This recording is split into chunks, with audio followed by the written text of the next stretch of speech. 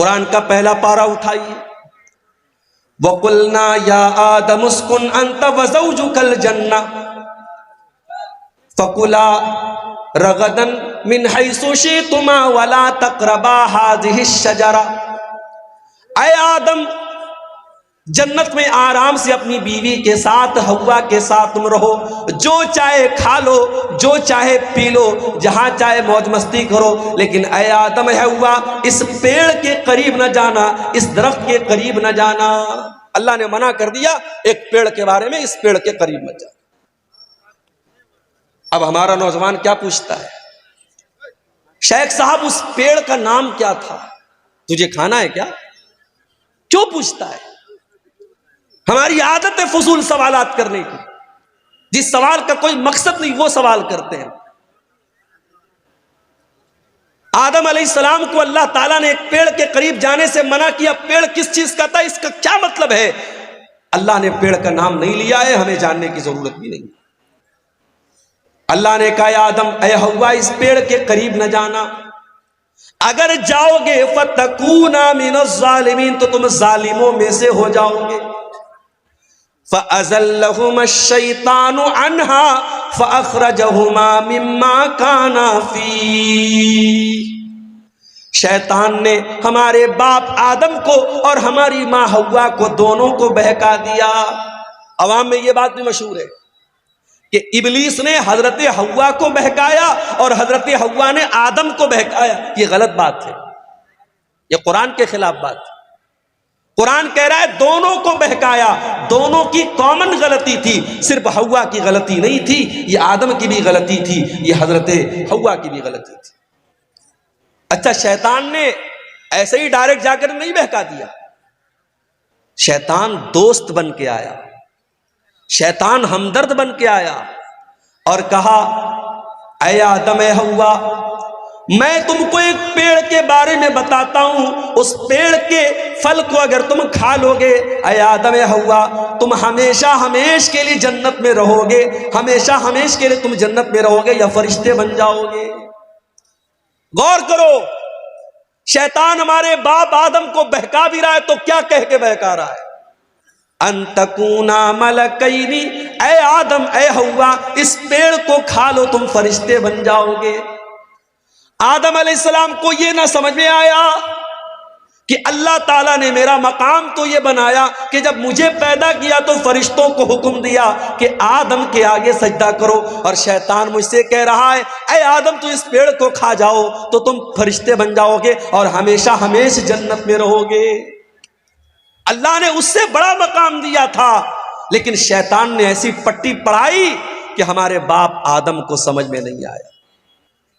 پتہ یہ چلا میرے بھائی ہم اسی آدم کی اولاد ہیں، اور ہم بھی شیطان کے آگے بے بس ہو جاتے ہیں اور کمزور پڑ جاتے ہیں اور اکثر شیطان کی چالوں میں آ جاتے ہیں۔ اور یہ بھی پتہ چلا شیطان دشمن بن کر کے نہیں آتا، شیطان دوست بن کر کے آتا ہے۔ وَقَاسَمَهُمَا إِنِّي لَكُمَا لَمِنَ النَّاصِحِينَ، شیطان نے قسم کھائی، کہا اے آدم میں قسم کھاتا ہوں اللہ کی، میں تمہارا بھلا چاہتا ہوں، میں تمہارا برا نہیں چاہتا ہوں۔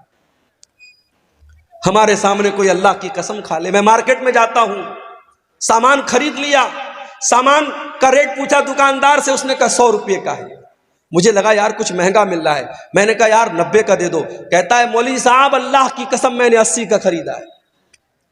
اب مولوی صاحب دکان پر گئے، دکاندار نے اللہ کی قسم کھا لی تو مولوی صاحب تو بیچارے مولوی صاحب ہوتے ہیں، اللہ کا نام سن کے پگھل جاتے کہ بیچارہ قسم کھا رہا ہے تو جھوٹ تو نہیں بول رہا ہوگا۔ اللہ والے اللہ کے نام پر بڑی آسانی سے بیوقوف بن جاتے ہیں، یہ جملہ نوٹ کر لو، اللہ والے اللہ کے نام پر بہت آسانی سے بیوقوف بن جاتے ہیں۔ حیدرآباد جیسی سرزمین پر میں گیا، وہاں لوگوں نے بتایا مولوی صاحب بڑی بڑی داڑھی والے اور ماتھے پر سجدے کا نشان رکھنے والے آج بزنس میں حالت یہ ہے، لاکھوں اور کروڑوں کا لوگوں کا مال لے کر کے بیٹھے ہوئے ہیں، دکان بند کر کے غائب ہے اور لوگ پریشان ہیں۔ کتنے لوگوں نے مال بیچا ہے، پیسہ لینے کے لیے جا رہے تو دکان بند ہے، داڑھی اتنی بڑی ہے اور سجدے کا نشان اتنا بڑا ہے، آدمی دھوکا کھا گیا کہ اتنا نیک انسان ہے، یہ تو فراڈ نہیں کرے گا، یہ تو دھوکا نہیں کرے گا۔ میرے بھائیوں، اللہ والے اللہ کے نام پر بڑی آسانی سے بیوقوف بن جاتے۔ ابلیس نے قسم کھائی، کہا میں تمہاری بھلائی چاہتا ہوں۔ آدم علیہ السلام نے اس کی بات مان لی اور اس پیڑ کو کھا لیا جس پیڑ کے قریب بھی جانے سے اللہ نے منع کیا تھا۔ اچھا، اللہ نے یہ نہیں کہا تھا مت کھاؤ، اللہ نے یہ بھی نہیں کہا اے آدم پھل مت توڑو، اللہ نے کہا پھل کے قریب بھی مت جاؤ۔ آپ کہیں دیکھتے ہوں گے جہاں الیکٹرک پول ہوتا ہے اور وہاں پہ کرنٹ اور پاور ہوتا ہے تو اس میں لکھا رہتا ہے خطرہ، بڑے بڑے دو اس میں کھوپڑی بنی رہتی ہے اور دو ہڈیاں بنی رہتی ہیں اور بیچ میں لکھا رہتا ہے خطرہ، تاکہ آدمی دور سے الرٹ ہو جائے کہ اس میں خطرہ ہے۔ جس گناہ کے بارے میں اللہ کہہ دے قریب مت جاؤ، اس کے قریب بھی نہیں جانا چاہیے۔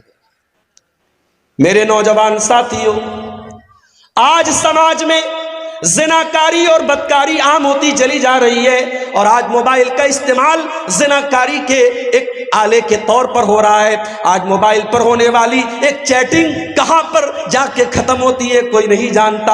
آج کتنے زنا کے واقعات ہوئے جس کی شروعات ایک مس کال سے ہوتی ہے، ایک رانگ نمبر سے آئی ہوئی کال سے ہوتی ہے، ایک غلط نمبر سے آئے ہوئے میسج سے ہوتی ہے۔ میرے پیارے بھائیوں، اسی لیے اللہ قرآن میں جب زنا کا نام لیتا ہے تو یہ نہیں کہتا ہے کہ زنا مت کرو، اللہ فرماتا ہے وَلَا تَقْرَبُوا الزِّنَا إِنَّهُ كَانَ فَاحِشَةً وَسَاءَ سَبِيلًا۔ میرے بندو، تم زنا کے قریب بھی نہ جانا، یہ بڑا گندا کام ہے۔ اللہ نے قریب بھی جانے سے، اور اسی لیے مردوں سے کہا گیا جب چلو راستے میں تو اپنی نگاہوں کو جھکا کر چلو، عورتوں سے کہا گیا جب گھر سے نکلو تو پردے میں نکلو، اپنے گھر میں اپنے بھائی کے سامنے، اپنے باپ کے سامنے، اپنے محرم رشتہ دار کے سامنے بھی عورت سے کہا گیا وَلْيَضْرِبْنَ بِخُمُرِهِنَّ عَلَىٰ جُيُوبِهِنَّ، اپنے دوپٹے کو اپنے سینے پر رکھو، اپنے سینے کو کھلا مت رکھو۔ کیوں میرے بھائی؟ اس لیے کہ قرآن ہمیں زنا کے قریب بھی جانے سے منع کرتا ہے۔ اللہ سوال کرے گا میرے بندے، ہم نے تجھے مسلمان بنایا، تجھے ایمان کی دولت دی، تجھے اسلام کی نعمت دی، تو نے اپنے دین کو سیکھا کہ نہیں سیکھا؟ بندہ کہے گا اللہ میں نے بہت سیکھا، ہر جلسے میں جاتا تھا، ہر تقریر کو سنتا تھا، 3 گھنٹے میں پنڈال کے نیچے بیٹھا رہتا تھا، سر ہلا ہلا کے پوری تقریر میں سنا کرتا تھا، اے اللہ میں نے دین کو برابر سیکھا۔ دوسرا سوال ہوگا وَمَاذَا عَمِلَ فِي مَا عَلِمَ، میرے بندے تو نے جو علم حاصل کیا اس علم کے اوپر تو نے عمل کتنا کیا؟ میرے بھائیوں مجھے معاف کرنا، اس سوال کے جواب میں ہم فیل ہو جائیں گے اگر ہم جلسوں کی تقریروں کو ہم نے انٹرٹینمنٹ کا ذریعہ بنایا ہے۔ یہ اہل حدیث کا جلسہ ہے، علماء یہاں قرآن بیان کر رہے ہیں، نبی کی حدیثیں بیان کر رہے ہیں، یہاں آپ کو دین سکھایا جا رہا ہے، اس لیے نہیں کہ آپ ایک کان سے سن کر کے دوسرے کان سے اڑا دیں، اس لیے سکھایا جا رہا ہے تاکہ آپ دین کو سیکھ کر کے اس کے اوپر عمل کریں۔